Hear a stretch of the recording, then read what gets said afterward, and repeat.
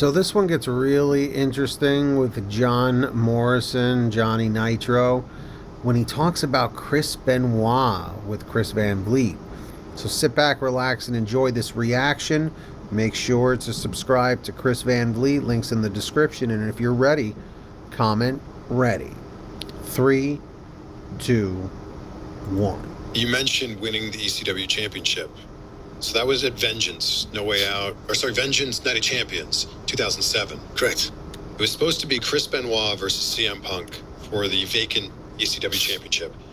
At what point do you realize throughout the day Chris Benoit's not showing up and, oh, I'm his replacement? Man, so we're at Vengeance 2007. Not everyone's there, it's a pay-per-view, but I happen to be there. The ECW roster didn't have a lot of representation at that particular event. So, say call time, I think, was like maybe 2. Were you booked to do anything? No, it was like a standby. I was booked to be there, maybe have a dark match. I don't know. So say call time was like 1. Right, because a lot of times they'll just have some wrestlers on standby for situations kind of like this one with Chris Benoit. Everything's fine. Like, I'm just in catering. 2:30, 3, around 3. I hear like Chris Benoit hasn't showed up, and if he doesn't show up, I might need to fill in or something. Okay, sure. He'll be there though. It's Chris. 4:30, like 5 p.m. Like me and Mordecai, Kevin Thorne, get called into talent relations, the two of us, and we're told like, hey, can't get a hold of Chris Benoit. He's not here, and if he's not here in another hour or 2, it's going to be one of you 2 guys versus CM Punk, and we don't want to let the crowd down by having the replacement lose. So whoever it is between you 2 is going to win. And so, kind of like, both looked at each other like, I hope it's me. Both of us did. How'd they determine who was going to be then? I bet they probably just... It's almost like Benoit not being there was going to help out somebody else get over, or get over that much more. It's crazy how the wrestling world works, how something like tragic can turn something sort of positive in a way. But of course we wish the Benoit situation never happened. It's just such a shame. Just pick the better talent.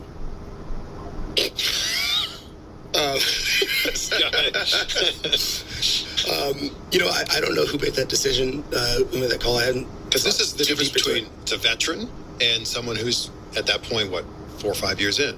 True. Right. But like, I'd had a lot more TV time consistently. Sure. Than he had up to that point. Whoever made the decision, thank you. I agree. good call. So we have that talk, right? Yeah. And then I spend the next 2 hours pacing, hoping that Chris Benoit does not show up. Like walked out to the parking garage a couple times just to see if I saw a car coming, and I didn't. And then the pay-per-view started, put my tights on. The whole time I'm like, oh my God, Chris Benoit's gonna show up, and this is gonna get squashed, and it'll just be back to business as normal. He doesn't show up though, and we have the match. I wrestle CM Punk. We can get into Punk matches later, but it was a great match. Punk and I had several after that, leading to eventually us having eventually the two of us having great chemistry. The first couple were a little clunky, but still fun. And so I win the ECW championship. And it was one of those this morning I thought I was just coming to this pay-per-view to eat catering and hang out, and didn't really have anything going on TV storyline wise. To tonight now, ECW World Champion. The only thing that really sucked at that point was it wasn't real ECW. It was like the commercial WWE manufactured version of ECW. You know, it wasn't the nitty gritty from the 90s in Philadelphia in the ballroom place. You know, it was nothing like that. It was WWE's polished version. So, in my opinion, the ECW championship that John Morrison won, it's like the equivalent maybe of like the United States championship. You know, like a mid-tier belt. And now it doesn't even exist. The writers are all asking me questions. They're going to start writing the show around me. And holy crap, this is the best night ever. Then the next day, we get the news about Benoit and what happened. And I felt like crap. I felt so guilty just for being happy with something that came to be because of the tragedy that like we've all heard about and talked about ad nauseum. And it's like still tough for me to be happy about how everything came about. I'm happy that I got that match and my career took like a huge turn upwards because of everything. It's just it's a very confusing thing to like benefit from a tragedy, even if you really had nothing to do with it, because up to that point, as far as I knew, I thought Chris and his family were just very nice people, you know, and that's what it was. They were nice people, but everyone to this day says that because of all the brain trauma that Chris Benoit went through, you know, throughout his career is what led to him being so unstable and committing the acts that he did, you know. Still, all these years later, I still just cannot believe how that happened. And maybe what could have happened if someone was able to stop it somehow, you know. But I understand what John Morrison is saying, because Chris doing such a heinous thing benefited John Morrison's career going forward from that point. I understand why he feels terrible, though. Anyone would. And Chris, I thought, was nice to a point. Like, he